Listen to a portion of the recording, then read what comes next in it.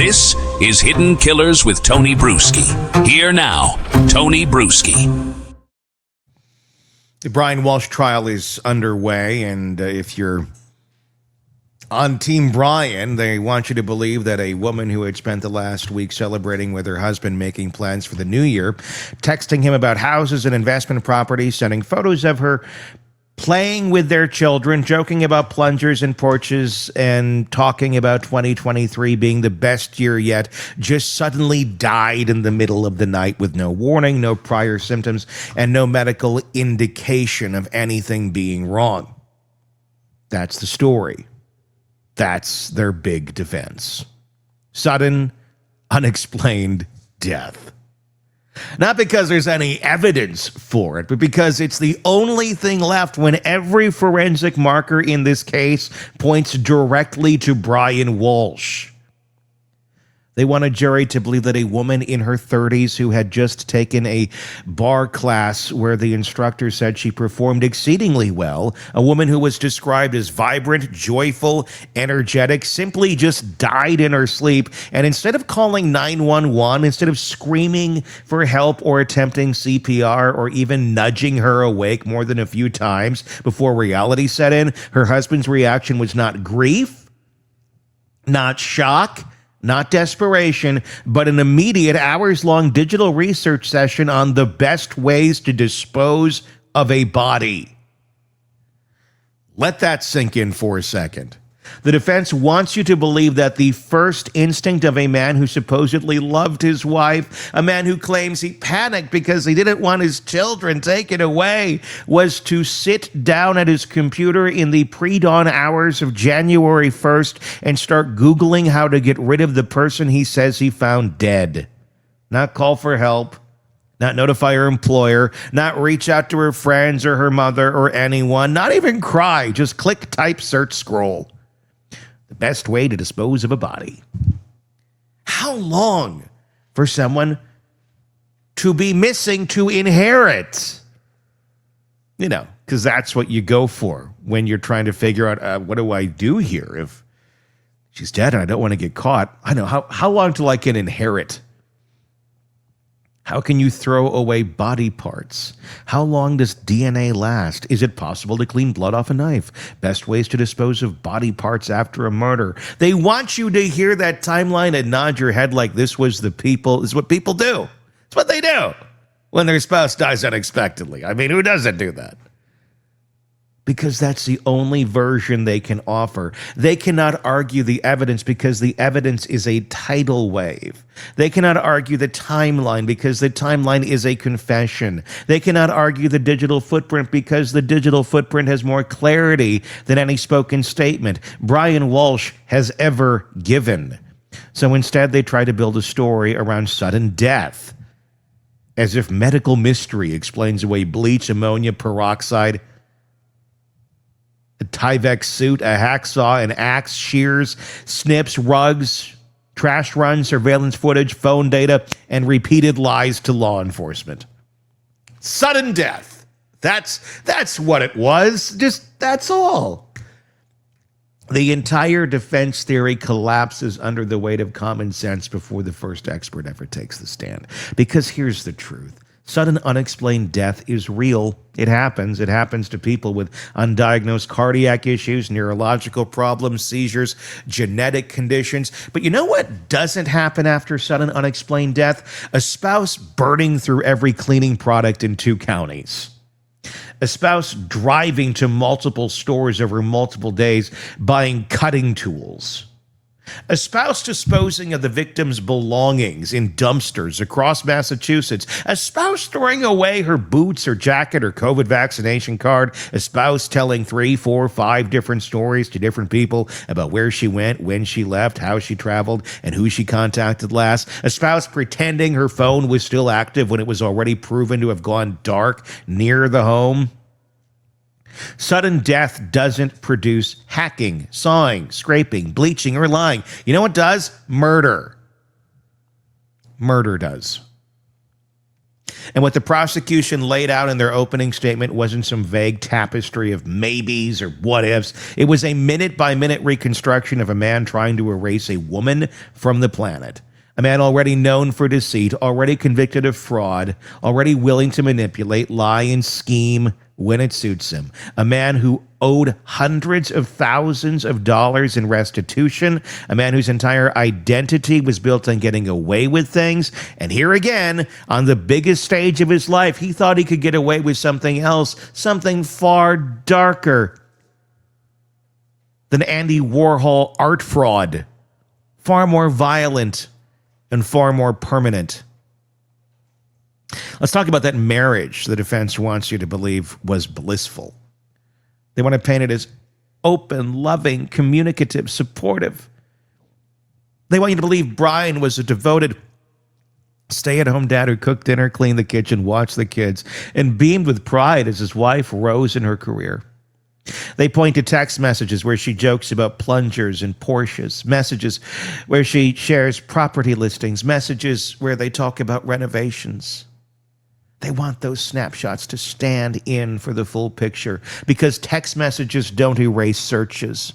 Text messages don't erase the digital pattern. Text messages don't erase the fact that Anna had a life in Washington and that Brian was not part of.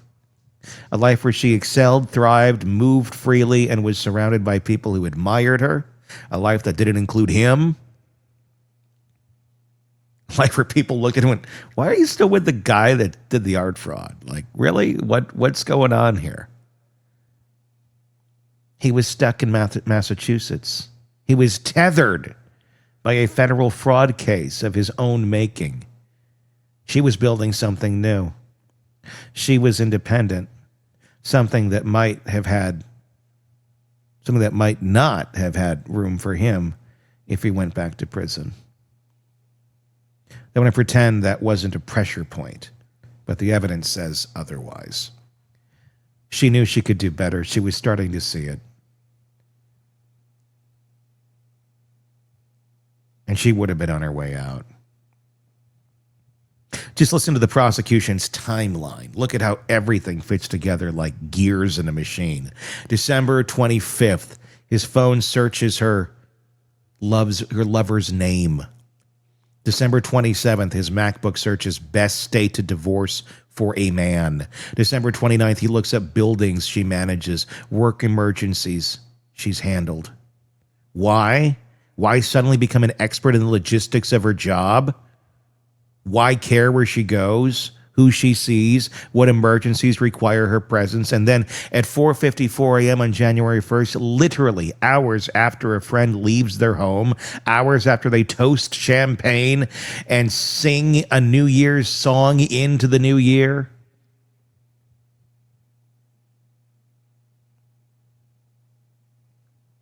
and even sign a New Year's box with promises of courage and joy. His computer lights up with searches about body disposal.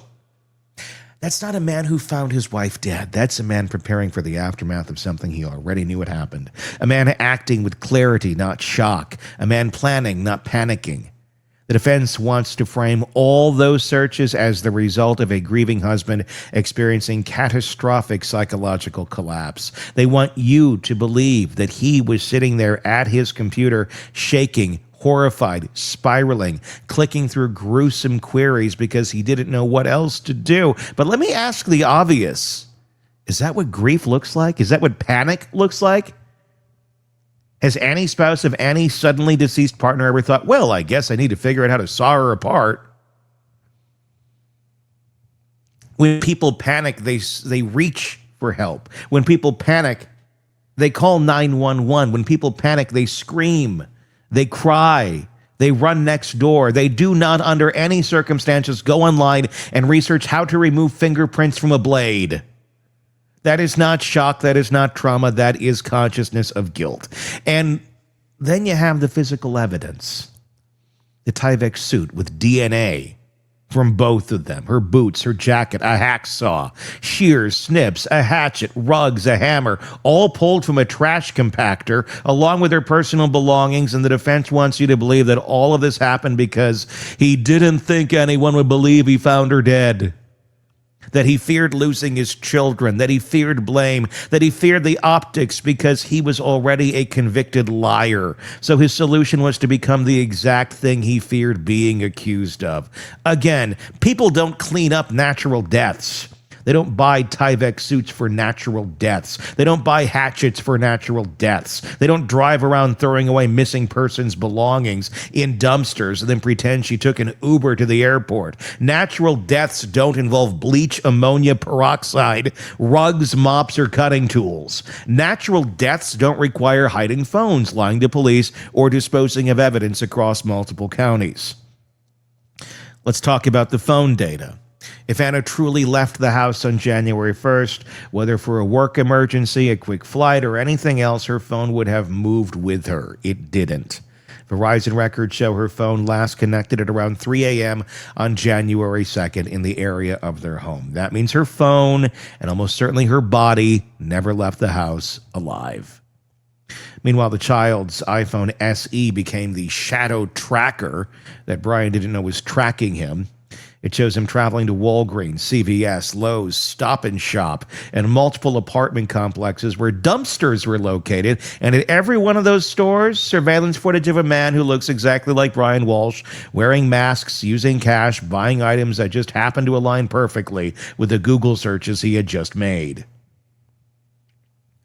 Band-Aids, antibiotic ointment, hydrogen peroxide, ammonia, cleaning supplies, a Tyvek suit, a hacksaw, shears, snips, a hatchet. This is where, if it were a movie, you'd accuse it of being too obvious.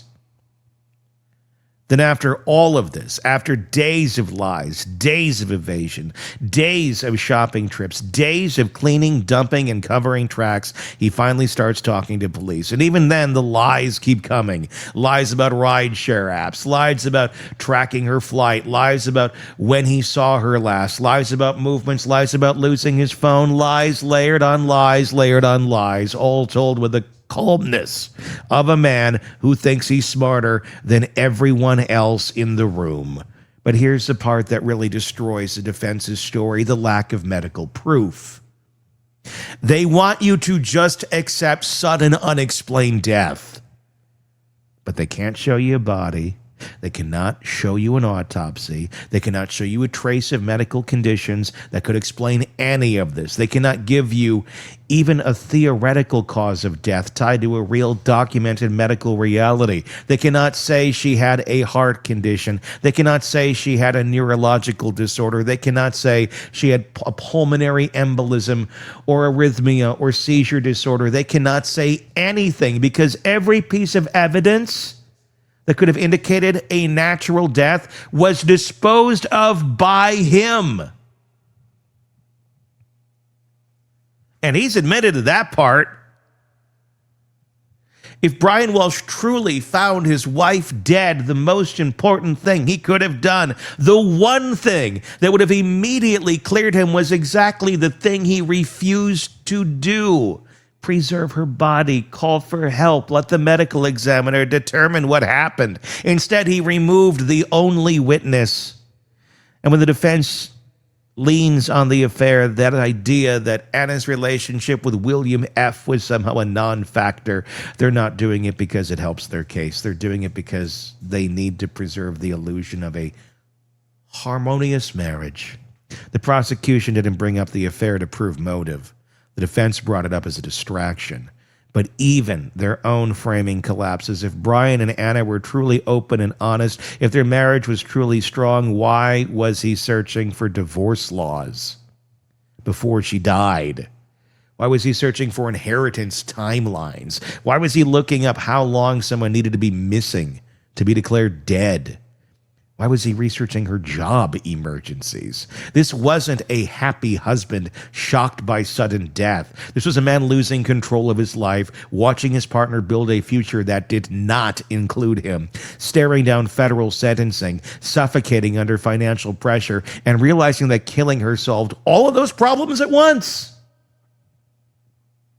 So when the defense comes forward and asks jurors to keep an open mind, to consider sudden, unexplained death, to look at the love between them, the jury is entitled to ask a simple question: at what point does love looked like a Tyvek suit, a hacksaw, and a Google search for how to dismember a body. And at what moment does love require you to drive to 3 different towns, dumping your wife's belongings into trash compactors? At what moment does love involve searching, can you be charged with murder without a body?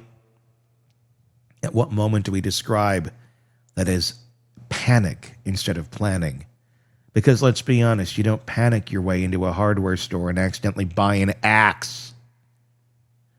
You don't panic your way into cutting up rugs. You don't panic your way into masking up at CVS. You don't panic your way into revising the story you tell police half a dozen times. Panic is sloppy. Panic is emotional. Panic is visible. But Brian Walshe was not panicking.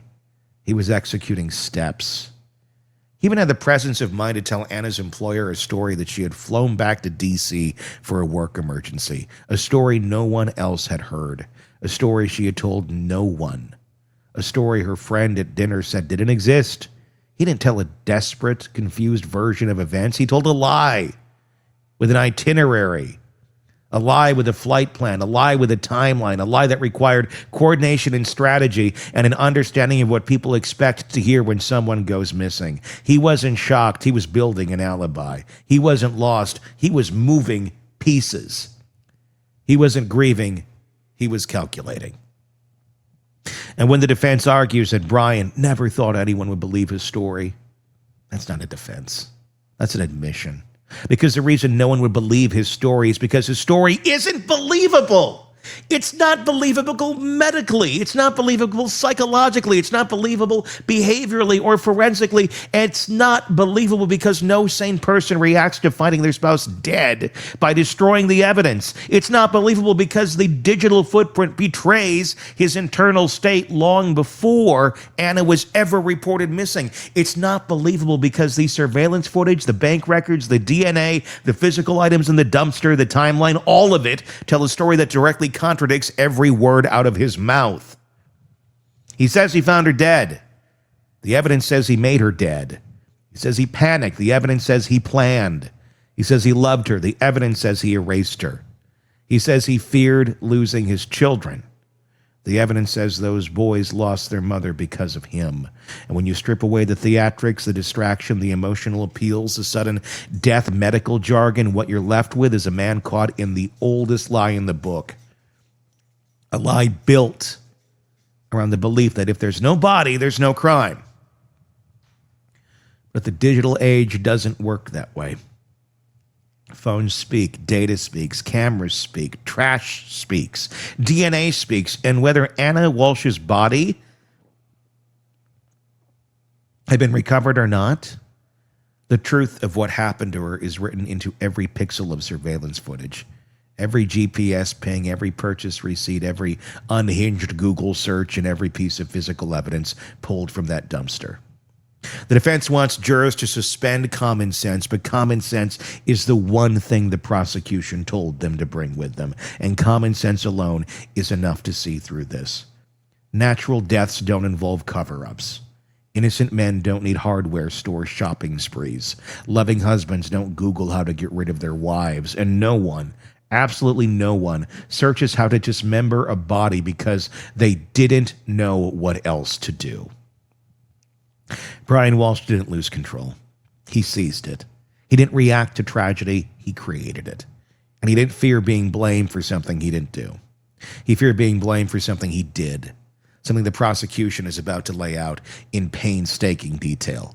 The jury doesn't need a body to see what happened. They just need to follow the trail he left behind, a trail that leads nowhere except where it has always led, straight back to him. Give me your thoughts in the comments section on YouTube. If you're not already there, search Hidden Killers with Tony Bruschi. That is where you will find us. And while you're there, please press subscribe so you don't miss any of our coverage of this case. We're bringing it to you every single day. Look forward to your thoughts. Until next time, I'm Tony Bruschi. We'll talk again real. Want more on this case and others? Then press subscribe now and don't miss a moment of true crime coverage from Tony Bruschi and the Hidden Killers podcast.